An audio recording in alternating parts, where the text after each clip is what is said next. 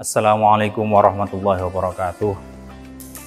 Alhamdulillahilladzi bi ni'matihi tatimmus shalihat, mujibud da'awat, rafi'ad darajat, wa huwa alladzi yaqbalu taubatan ibadihi wa ya'fu 'anis sayyi'at. Rabbi shrah li sadri wa yassir amri wahlul 'uqdatam min lisani yafqahu qawli, amma ba'd. Yang saya hormati kepada seluruh pemirsa yang budiman rahimakumullah.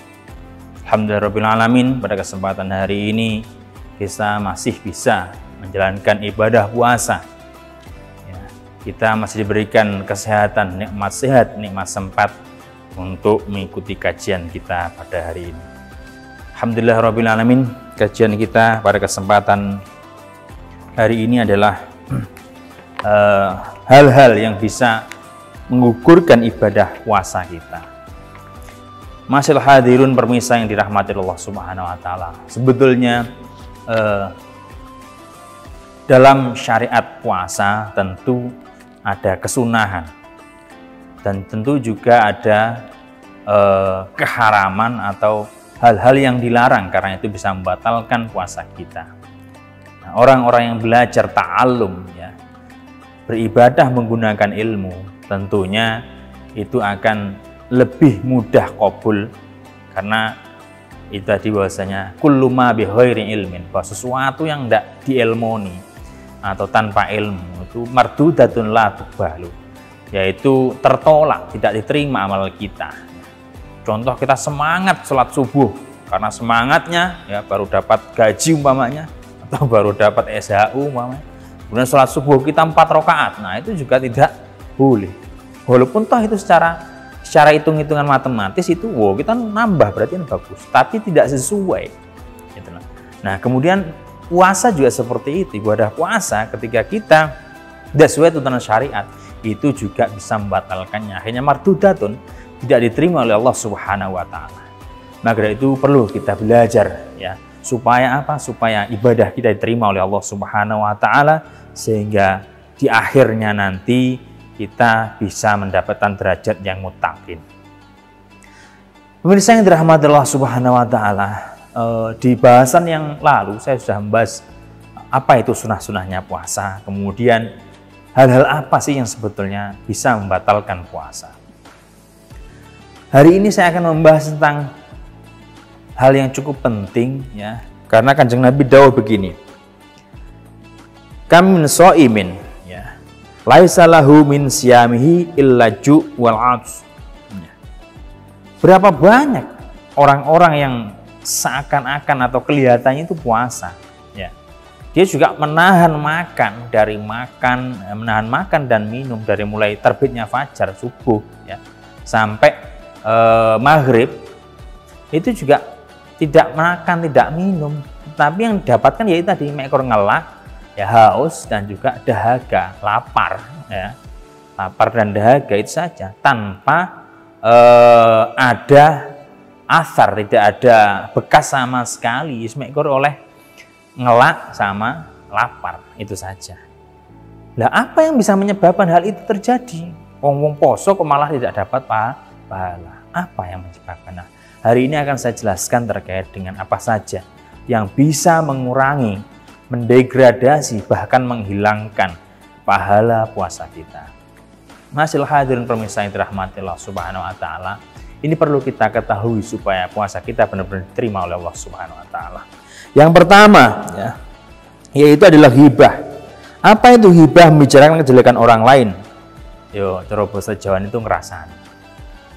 Suatu contoh kecil, misalnya di tempat saya, ya, tidak di sini. Insyaallah di sini baik-baik semua, ya. Di tempat saya itu ketika orang, mohon maaf ini karena mungkin lebih gender, ya, orang perempuan itu sedang, kalau bahasa Jawanya biodo, ya, itu ngulek bumbu itu, ya, mengulek bumbu itu belum lembut itu, tetangganya sudah lembut 17. Semua kanan kiri sudah dirasani semua. Nah, ini kan menjadi hal yang tidak baik. Maka dari itu saya beri solusi, ketika ada teman-teman panjenengan sedoyo, tidak peduli laki-laki maupun perempuan, karena mungkin hal ini tidak terasa, ya, hibah itu tidak terasa. Pertama ngomong anak, pertama ngomong istri umpamanya, tapi kemudian lama-lama ngomongkan kejelekan orang lain, tidak terasa karena dibumbui gurih oleh setan. Padahal setan itu sudah dibelenggu pada waktu puasa. Nah terus kok sing ngrasani, ya berarti itu rojonya setan di situ tadi. Nah itu yang perlu kita pahami. Sehingga apa? Ketika penjenengan tahu ada gerombolan orang-orang yang hibah, saya punya satu cara yang mungkin cukup efektif. Ya. Kalau ada orang seperti itu, silakan datangi aja, majelisnya datangi. Lalu dengan lantang bilanglah Shadaqallahul Adzim, mesti buyar. Paling ya besok nggak disapa begitu. Tapi minimal kan buyar, nggak jadi ngerasani. Nah, saya pikir itu cukup efektif walaupun nanti agak dibenci ya sama teman-temannya. Baik, yang kedua yaitu adalah fitnah atau adu domba. Masyaallah hadirun, pemirsa yang dirahmati Allah Subhanahu wa taala. Bahaya sekali. Ya. Fitnah adu domba, apalagi sekarang kita di era milenial, semua informasi bisa kita akses semudah hanya mengetukkan sebuah jari. Tuk itu sudah sampai Ukraina, tuk sudah sampai Amerika, seperti itu. Jadi tidak ada batas sekarang. Semua akses informasi itu mudah kita dapatkan. Sehingga ya, proses ghibah, proses adu domba, proses menyebar fitnah atau hoax lah biasanya kalau kita sekarang ya, itu menjadi lebih mudah tersebar. Maka dari itu, ma'asyiral hadirun, pemirsa yang dirahmati Allah Subhanahu wa taala, daripada kita menggunakan medsos kita untuk hal-hal tidak penting, mari ya, kita gunakan medsos kita untuk hal-hal yang baik, menyebar manfaat, memberikan sebuah sugesti positif. Karena ketika kita meng-share sebuah berita, sebuah hal yang belum terkonfirmasi kebenarannya, kalaupun itu nanti ya tidak benar, maka itu akan bisa menimbulkan fitnah. Lah kalau fitnah itu dimasifkan, di-upload mungkin di media massa, di medsos panjenengan sedaya, otomatis semua yang melihat ya itu akan menjadi sebuah dosa jariah. Dan bahkan kalau mungkin tidak bisa dihapus ya, sudah kadung di screenshot di mana-mana, itu tentu jariahnya murokab, vertikal-tikal apa murokab itu berkuadrat gitu lah ya. Murokab itu artinya kuadrat.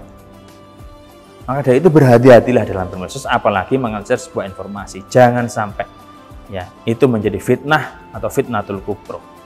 Karena ini sudah sangat luar biasa. Fitnah itu dulu zamannya Sayyidina Utsman ya, Utsman bin Affan ya. Tentu beliau itu adalah ahlul Quran ya.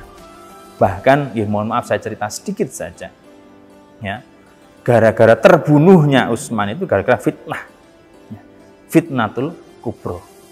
Dan bahkan sebetulnya beliau dibunuh pas waktu ngaji. Jadi sekarang ada di Turki kalau nggak salah itu ada mushaf yang di situ itu apa? Terpercik darahnya Utsman sampai sebegitu dahsyatnya. Dan kemudian timbullah berbagai macam firqah dalam Islam karena gara-gara fitnah. Sungguh fitnah itu lebih kejam daripada membunuh, katanya memang benar ya, asaddu minal qatl. Jadi lebih buruk, maksudnya apa? Efeknya, efek dampak sistemiknya itu lebih buruk karena Utsman terbunuh ya gara-gara fitnah ini. Masyaallah hadirun yang dirahmati oleh Allah Subhanahu wa taala. Kemudian ya, hal-hal yang bisa menggugurkan pahala puasa kita tentu adalah dari mata ya. Kenapa dari mata? Bahwasanya mohon maaf ya, kadang di medsos juga, ini lagi-lagi medsos atau internet, tentu ketika kita mengakses sesuatu kadang seliwer itu ada gambar tidak senonoh. Ketika kita menikmati gambar, kok apik yo, ya itu akan bisa mengurangi pahala. Bahkan lebok terus nih, tambah diklik umpamanya, wah itu tambah habis puasa. Bisa batal kalau sampai inzal keluar sesuatu dari jalan depan lah, saya bilangnya jalan depan begitu. Dan yang kelima yaitu adalah sumpah palsu. Mulut ini alisan kalbun akur. Mulut ini adalah asu sing galak, cara bahasa ininya begitu. Sehingga kita harus benar-benar hati-hati ya dalam menjaga lisan. Karena dari itu monggo ma'asyiral hadirin rahimakumullah ya, kita berhati-hati sekali. Eman kalau sampai puasa kita hanya dapat lapar dan dahaga saja. Saya pikir cukup sekian yang bisa saya sampaikan. Ihdinas siratal mustaqim.